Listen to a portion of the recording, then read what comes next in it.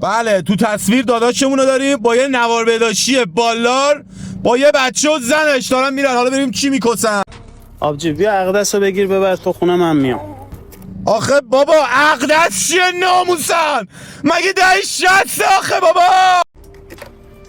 داش پیمان. سلام آقا مصطفی. داش میگم موشم و مشکی نداشت. موشم و مشکی چرا نداره که داش زشته. یه نوار خریدی همه دارن میبینن میفهمن ناموست مریض شده. بابا گاییدمت مثلا آخه کسکش مگه هر کی پریود بشه مریض میشه بابا.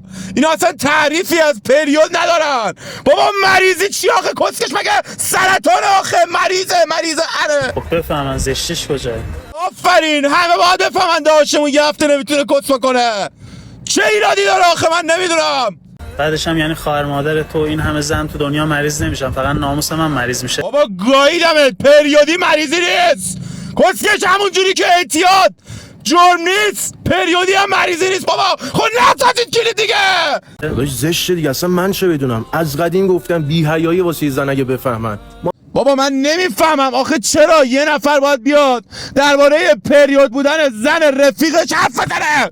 آخه چرا من کسکش رو غیرت داری. شنیدیم و گوش دادیم. چون از قدیم میگفتن دلیل بر درست بودنش نیست. اینه که من به تو بگم مای دستشویی وقتی میگیری بذار تو مشم و مشکی چون اینجوری همه میفهمن میخوای بری دستشویی یا این بی‌حیاییه. بابا ناموسن گوزو به شقیقه ربط نده بابا.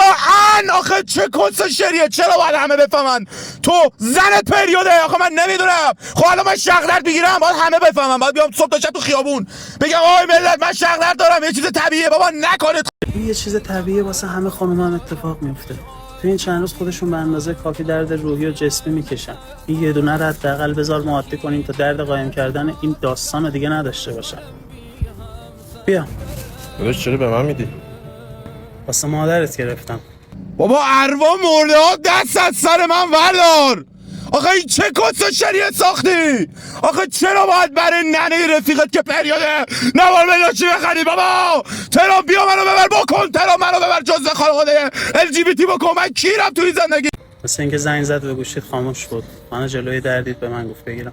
پیمان ننه قربونت برم مصطفی زنگ میزنم جیگرش داره جواب نمیده. میری برای من نوار بداشی بخری بالدارم بگیر مسافرتی مشبکی دورت بگردم. من اوف شدم پیمان جان. خمزانمو خدای خواهم چکی شاستم